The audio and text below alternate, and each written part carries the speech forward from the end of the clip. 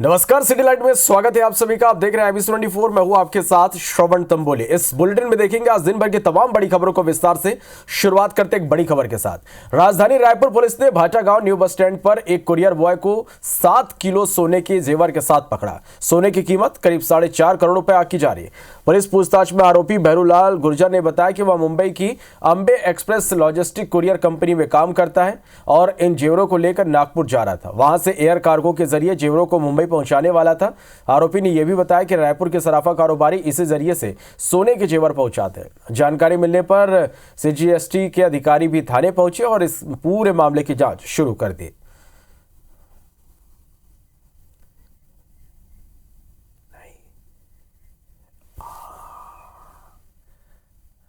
भैरूलाल करके है, गुर्जर, राजस्थान का रहने वाला है। उसके पास एक नीले वाले बैग में 2 कार्टून मिली है जिसमें उसने सोना रहना बताया, जिसे वो यहाँ से रायपुर के सभी ज्वेलर्स से लेकर के वो नागपुर के माध्यम से बाई एयर मुंबई ले जा रहा था, जिसे हम लोगों ने ले करके आए थाने और तस्दीक करके उसके पंचनामा बनाए हैं। और पंचनामा कार्रवाई के बाद उसको GST राज्य को हमने सूचना दे करके उसकी कार्रवाई के लिए उनको आहूत किया है। बीजापुर जिले में चलाए जा रहे माओवादी उन्मूलन अभियान के तहत पुलिस को एक बड़ी सफलता मिली। छत्तीसगढ़ शासन की पुनर्वास एवं आत्मसमर्पण नीति से प्रभावित होकर 8 नक्सलियों ने सरेंडर कर दिया। सभी नक्सलियों ने SP डॉक्टर जितेंद्र कुमार यादव और DSP सुदीप सरकार के साथ हथियार डाले। भैरमगढ़ एरिया कमेटी के कंपनी नंबर 2 के PPCM बुधराम कार्तिक और सुखराम एवं गंगलूर एरिया कमेटी के हिरमाकोंडा RPC के विभिन्न सदस्य, जिसमें सुखराम पुनेम, सुक्कू पुनेम, जोगा पुनेम, भीमा माड़वी, बुधराम पुनेम एवं कुम्मा कोटाम, इस तरह कुल 8 माओवादी सदस्यों ने आज पुलिस के समक्ष आत्मसमर्पण किया है। जेल में बंद सूदखोर गुंडा बदमाश रोहित तोमर और उसके भाई रूबी सिंह तोमर के अकाउंटेंट पर पुलिस ने बड़ी कार्रवाई की। पुलिस ने 5 साल बाद अकाउंटेंट वेद प्रकाश सिंह को गिरफ्तार कर लिया। वेद इनकी अवैध कमाई का लेखा जोखा रखता था। पुलिस ने बताया कि जामा मस्जिद के सामने हलवाई लाइन निवासी कारोबारी जय कुमार बदलानी ने सिटी कोतवाली रायपुर में 5 साल पहले लिखित शिकायत की थी। शिकायत में कहा था कि रोहित सिंह तोमर और रूबी तोमर से अपनी ज्वेलरी दुकान के लिए 5 लाख रुपए ब्याज में कर्ज लिया था, जिसके बदले आरोपी 2 करोड़ 5 लाख की वसूली कर रहे थे। इसके अलावा रायपुर पुलिस ने रोहित तोमर के खिलाफ सूदखोरी का एक और मामला दर्ज किया। फिलहाल आरोपी रोहित तोमर क्लब में हुई गोलीकांड के आरोप में जेल में बंद है।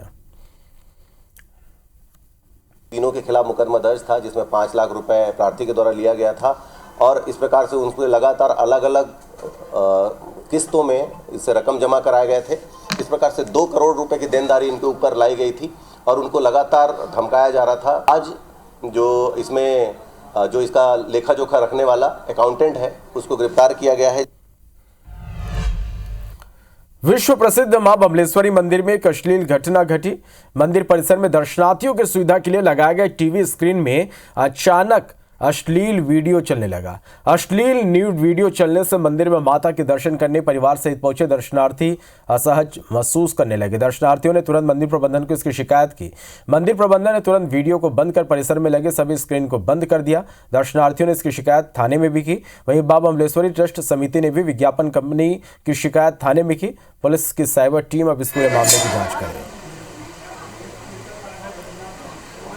दुर्ग से दर्शन करने माता जी के यहाँ आए थे, तो जब वापसी हम नीचे उतर थे, देखे कि शाम के तकरीबन 5:40 को एक वीडियो वायरल हुआ, मतलब स्क्रीन में चलना शुरू हुआ। तो वहाँ पे बच्चे महिलाएं सब इधर भागने लगी, तो हमने भी उस पर ध्यान दिया तो मालूम पड़ा कि वो असली वीडियो है। तो हम वहाँ पे जाके उस स्क्रीन को तोड़ना भी चाह रहे, क्योंकि बंद हो नहीं रहा था। फिर हम यहाँ इसलिए शिकायत करने आए कि इसमें मंदिर समिति की कहीं ना कहीं जवाबदारी बनती है, तो हम यहाँ मंदिर समिति और उस कंपनी के विरुद्ध शिकायत करने आए। शिवपुरी के ग्राम सिलानगर में जादू टोने के शक में ग्रामीण ने एक बुजुर्ग दंपत्ति की चप्पलों से पिटाई की और उसके कपड़े फाड़ दिए। पीड़ित महिला का आरोप है कि पूरे गांव के सामने उसे और उसके पति को जूते चप्पलों से पीटा गया, उनके मुंह में मैला भर दिया गया। घटना के बाद पीड़ित दंपत्ति ने SP ऑफिस पहुंचकर शिकायत की। पीड़ित महिला की शिकायत पर पुलिस ने जांच के बाद कार्रवाई का आश्वासन दिया है।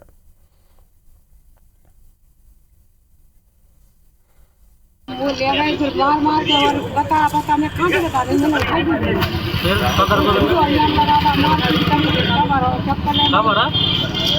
चक्की बताई थी मोबाइल में दूसरा दिन भरी दूसरा में चप्पल ले कब की बात है? 15 तारीख तो थाने पे नहीं गए क्या? थाने पे गए तो यही ले गए हमने यही लगा था टैक्सी में पता चला तुम भगेगा मत जाओ कहता हूँ तो ले तो मैं आप थाने पे तो भाई शिकायत नहीं लगी थाने पे ना लेकिन ऐसा समय भगा गए। हाँ, एक विवाद हुआ था इसमें जिसके द्वारा ये आरोप लगाए गए हैं कि मारपीट वगैरह हुई है। आवेदन दिया था इस तरह का, उसकी जांच कराई जा रही है वस्तुस्थिति। कटनी में यातायात पुलिस के प्रधान आरक्षक सुजात अली ने अपनी पत्नी को प्रेमी के साथ रंगे हाथों पकड़ा। पति को जब पत्नी की कारगुजारियों की भनक लगी, जिसकी जानकारी उसने एसडीएम से मदद की गुहार लगाई, जिस पर एसडीएम ने पुलिस को कार्रवाई करने के लिए निर्देशित किया। जिसके बाद पुलिस की टीम ने प्रधान आरक्षक के साथ उसके बताए हुए स्थान पर छापा मारा। प्रधान आरक्षक की पत्नी को उसके प्रेमी के साथ रंगे हाथों गिरफ्तार किया गया। पति की शिकायत पर पुलिस आगे की कार्रवाई में जुट गई। प्रधान आरक्षक सुजात अली को उसकी पत्नी के साथ तलाक का केस चल रहा है। मैंने एसडीएम साहब के समक्ष पेश हुआ, जो धारा 97 CRPC के तहत सर्च वारंट जारी करवा के इनको आज रंगे हाथ बंद कमरे से पकड़ा गया। ये दोनों पति पत्नी के हिसाब से रह रहे थे, एक ही कमरे से दोनों मिले। हत्या के रजपुरा थाना प्रभारी राजीव पुरोहित को ग्रामीणों ने अनोखे ढंग से विदा किया। गांव वालों ने थाना प्रभारी को घोड़े में बैठाकर ढोल नगाड़े बजाकर विदाई दी। गांव वालों ने थाना प्रभारी को घोड़े पर बैठाकर पूरे शहर में घुमाया। नाचते गाते विदाई समारोह में शामिल हुए। राजीव पुरोहित पिछले 3 साल से राजपुरा थाना में बतौर प्रभारी पदस्थ थे, जिनका हाल ही में तबादला हुआ है।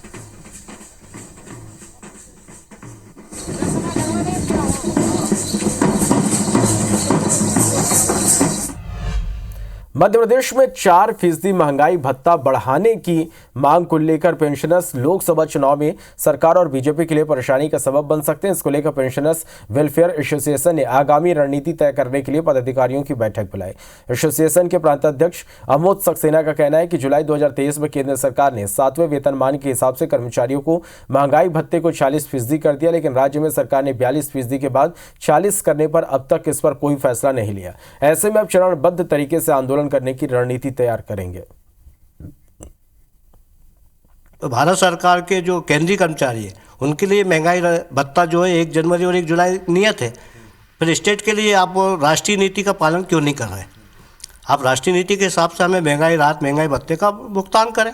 महंगाई सबके लिए बराबर, कोई 60 का है, 80 का है, 90 98 साल तक के पेंशनर हमारे साथ हैं। अब हमसे जितनी हमारी कहना चाहिए शारीरिक क्षमता है, उस पूरी ताकत से हम लोग सड़क पर आंदोलन करेंगे।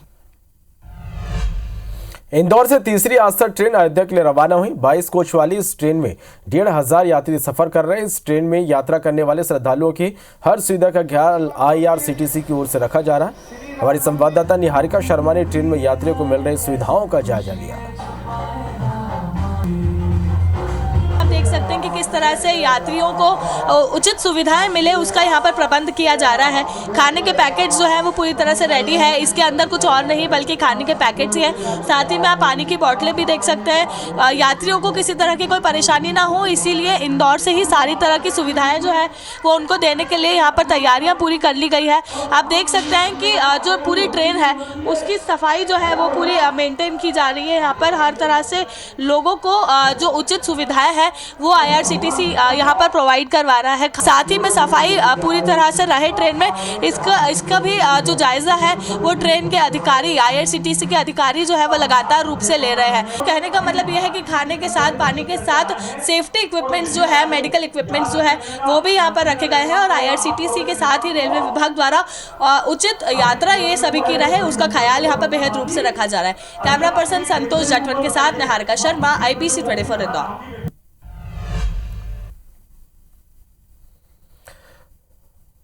CGSITS में रूपांतरण सोसाइटी के जापानी तकनीक मियावाकी से पौधे लगाने की शुरुआत की गई। पौधारोपण का कार्यक्रम 18 फरवरी तक चलेगा।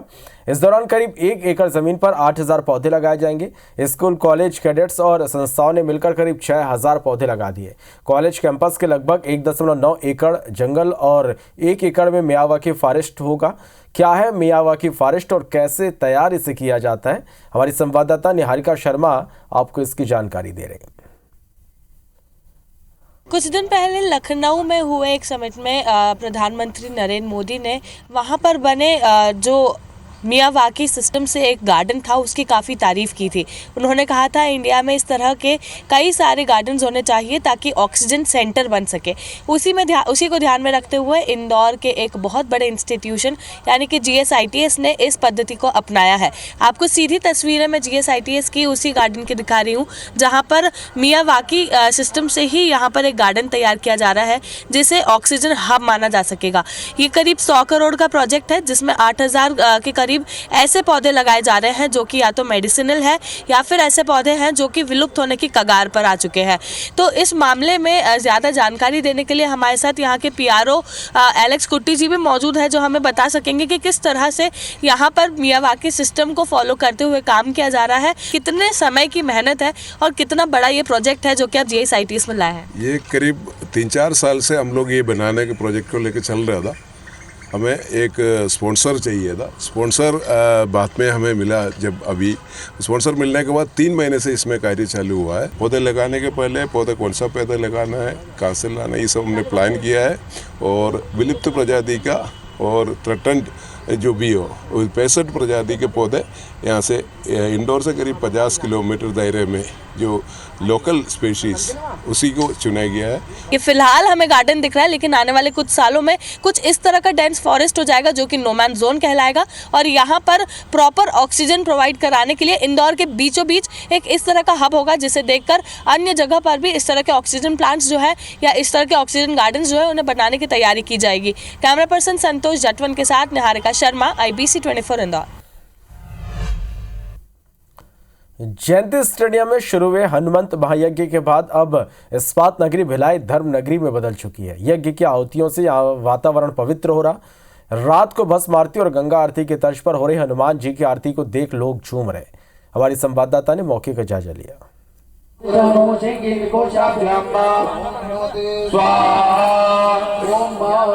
मैं हूँ इस वक्त जयंती स्टेडियम में जहाँ पर आप देख रहे हैं राम दरबार के साथ में यहाँ पे शिव जी विराजे हैं और यहाँ पर एक अनुपम छटा है श्री हनुमत यज्ञ की कुटीर बनी हुई है। 108 कुंड बने हुए हैं जहाँ पर जजमान बैठे हुए हैं और रोजाना कल से शुरू हो चुका है यज्ञ जो 7 दिनों तक चलेगा। और यहाँ पर आपको सबसे जो आकर्षण का केंद्र होता है शाम को होती है भस्म आरती और आप देख सकते हैं ये पार्थिव शिवलिंग बना हुआ है। शिव जी की जो महिमा ऐसी होती है कि उनके सामने जो आता है अपने आप नतमस्तक हो जाता है। तो यहाँ पर रात को आप देख सकते हैं एक भव्य भस्म आरती होती है उज्जैन के महाकाल बाबा की तर्ज पर।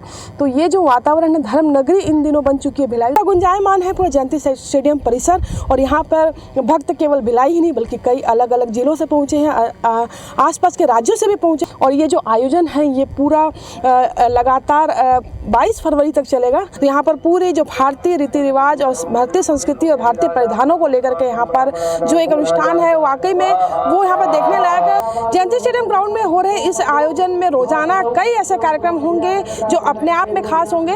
यहाँ पर कल से साध्वी ऋतंबरा जी आएंगी, उसके बाद यहाँ पर सामूहिक सुंदरकांड का भी आयोजन किया जाएगा और इसके अलावा यहाँ पर जो रोजाना भव्य आरती और उसके जो आयोजन हो रहे हैं उसमें भी हजारों भक्त शामिल हो रहे हैं। कोमल धनेसर, IBC 24 भिलाई।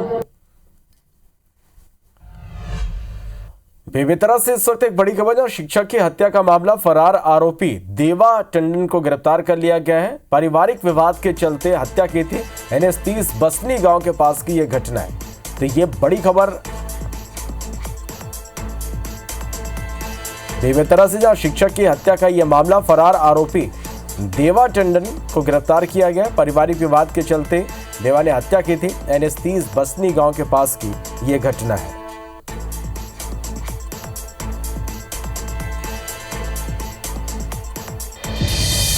विदिशा शहर के बरईपुरा में रामलीला रोड पर 24 घंटे शराब बेची जा रही। शासन के नियमों को सरेआम ठेंगा दिखाया जा रहा है। ग्रामीणों के माने तो दरवाजा खटखटाने पर अंदर से शराब का ब्रांड पूछा जाता है, फिर तुरंत शराब की बोतलें दी जाती है। स्थानीय लोगों का कहना है कि ठेकेदार मनमर्जी से शराब की दुकान संचालित कर रहा, जिससे पास के स्कूल से निकलने वाले, मंदिर जाने वालों और महिलाओं को खासी परेशानियों का सामना करना पड़ा और शराबी सुबह से नशे के बाद उत्पात भी मचाते हैं। इसको जो निर्धारित समय है उस समय के अंदर ही दुकान खुले और बंद हो, ये सुनिश्चित किया जाएगा। मैं इसका परीक्षण करूंगा, है ना, और इसमें आबकारी अधिकारी से भी बात करेंगे, जिला आबकारी अधिकारी से भी बात करेंगे और इस पर जरूर निश्चित रूप से कार्रवाई कराएंगे। इस विषय में उसकी जांच की जाएगी और न्याय संगत जो भी कार्रवाई होगी आबकारी एक्ट के तहत वो कार्रवाई की जाएगी। ये 12 महीने 365 दिन ऐसी चलती है साहब।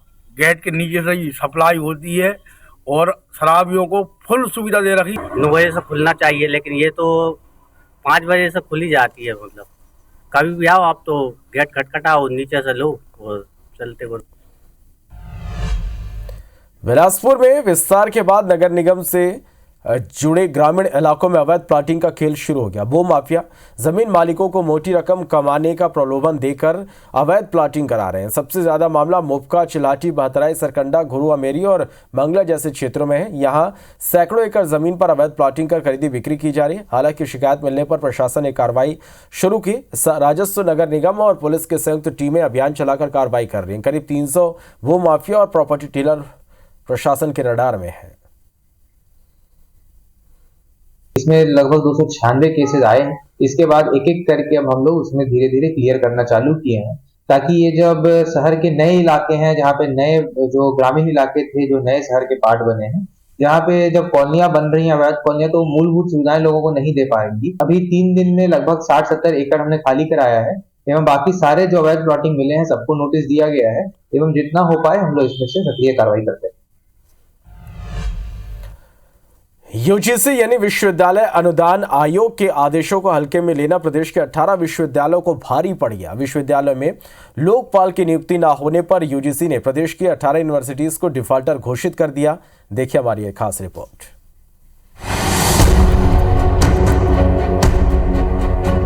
देश भर के विश्वविद्यालयों को अनुदान देकर उन्हें रेगुलेट करने वाले यूजीसी ने अप्रैल 2023 में एक बड़ा फैसला लिया था। यूजीसी ने विश्वविद्यालयों को ये निर्देश दिया था कि वो छात्रों की शिकायतों पर सुनवाई और निराकरण के लिए अपने विश्वविद्यालयों में लोकपाल की नियुक्ति करे, लेकिन ज्यादातर विश्वविद्यालयों ने यूजीसी के इस निर्देश का पालन नहीं किया। लोकपालों की नियुक्ति न होने से छात्र बदस्तूर परेशान हैं और छात्र नेता विश्वविद्यालयों की मनमानी पर सवाल उठा रहे हैं। स्टूडेंट्स को शिकायत कुलपति से ही है, यूनिवर्सिटी के पूरे मैनेजमेंट से ही है, तो वो अपनी शिकायत आखिर करेगा तो लोकपाल से करेगा। लेकिन जब लोकपाल ही मौजूद नहीं है तो यूनिवर्सिटीज बेलगाम हो चुकी हैं, भ्रष्टाचार चरम पर है।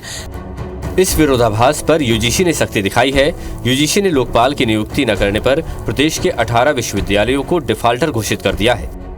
इनमें अवधेश प्रताप सिंह विश्वविद्यालय रीवा, अटल बिहारी वाजपेयी हिंदी विश्वविद्यालय भोपाल, धर्मशास्त्र नेशनल लॉ विश्वविद्यालय Jabalpur, doctor BR Ambedkar university of social science Indore, Jawaharlal Nehru कृषि विश्वविद्यालय जबलपुर, जीवाजी विश्वविद्यालय Gwalior, Madhya Pradesh medical science university Jabalpur, महाराजा छत्रसाल बुंदेलखंड विश्वविद्यालय छतरपुर, महर्षि पाणिनि संस्कृत एवं वैदिक विश्वविद्यालय Ujjain, Mahatma Gandhi Chitrakoot Gramodaya Vishwavidyalaya Chitrakoot, Makhanlal Chaturvedi national university of journalism and mass communication Bhopal, Nanaji Deshmukh Pashu Chikitsa Vigyan Vishwavidyalaya Jabalpur, Pandit SN Shukla Vishwavidyalaya Shahdol, Raja Mansingh Tomar music and arts Vishwavidyalaya Gwalior, राजा शंकर शाह विश्वविद्यालय छिंदवाड़ा, राजीव गांधी प्रौद्योगिकी विश्वविद्यालय भोपाल, रानी दुर्गावती विश्वविद्यालय जबलपुर और Sanchi university of Buddhist index studies Bhopal शामिल है। हालांकि यूजीसी की सख्ती के मद्देनजर रानी दुर्गावती विश्वविद्यालय ने तो लोकपाल की कागजी नियुक्ति कर दी है, लेकिन बाकी यूनिवर्सिटीज में न तो लोकपाल की नियुक्ति हुई, न ही छात्रों की शिकायतों पर सुनवाई शुरू हुई। हालांकि अब प्रदेश के उच्च शिक्षा मंत्री विश्वविद्यालयों की कमियां दूर करने की बात कह रहे हैं। देखिए, यूजीसी के कुछ वो होते हैं ना, उसके अनुसार सबको पालन करना होता है। थोड़ी बहुत कमी पर भी वो इस प्रकार से कार्रवाई करते हैं। हम एक एक यूनिवर्सिटी के साथ समीक्षा करते हुए जो कमी है उसको ठीक करने का काम कर रहे हैं। अब यूजीसी की सख्ती के बाद देखना होगा कि प्रदेश के सभी विश्वविद्यालय कब तक लोकपालों की नियुक्ति करते हैं। विजेंद्र पांडेय, IBC 24, जबलपुर। जगत गुरु रामभद्राचार्य और गीतकार गुलजार को ज्ञानपीठ पुरस्कार सम्मान मिला। गुलजार हिंदी उर्दू शब्दों का इस्तेमाल कर गीत और गजलें लिखते हैं। वहीं रामभद्राचार्य ने संस्कृत में कई पुस्तकें लिखी और साथ ही गोस्वामी तुलसीदास के लेखन पर गहन शोध किया। इन दोनों को वर्ष 2023 के ज्ञानपीठ सम्मान के लिए चुना गया है। गुलजार को उर्दू भाषा में उनकी रचनाओं और योगदान के लिए ज्ञानपीठ अवार्ड से सम्मानित किया गया। वहीं जगत गुरु रामभद्राचार्य को संस्कृत भाषा में उनके योगदान के लिए सम्मान से नवाजा जा रहा है। नेत्रहीन रामभद्राचार्य चित्रकूट स्थित तुलसी पीठ के संस्थापक हैं, साथ ही दिव्यांगों के लिए एक यूनिवर्सिटी और स्कूल का संचालन भी करते हैं। उन्होंने 100 से भी अधिक पुस्तकें लिख रखी हैं। वहीं गुलजार को इससे पहले 2002 में साहित्य अकादमी पुरस्कार, 2013 में दादा साहब फाल्के पुरस्कार और 2004 में पद्म भूषण पुरस्कार से भी सम्मानित किया जा चुका है।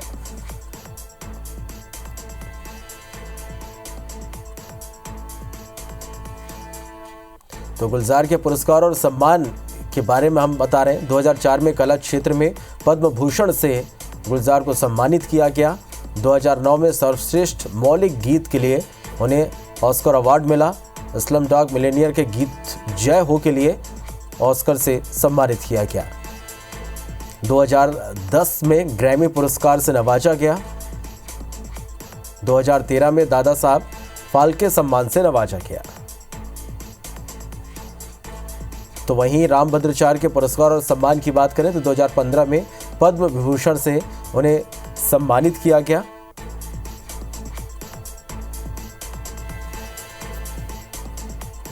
वाचस्पति पुरस्कार से भी सम्मानित रामभद्राचार्य हो चुके हैं।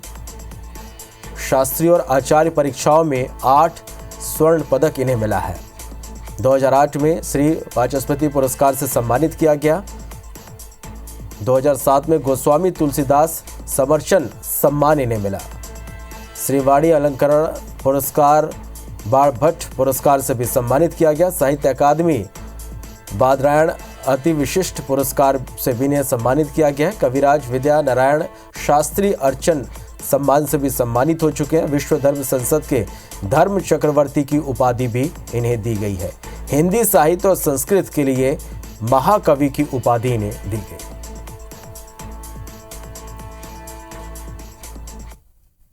तो इसी के साथ फिलहाल इस बुलेटिन में इतने ही। नमस्कार।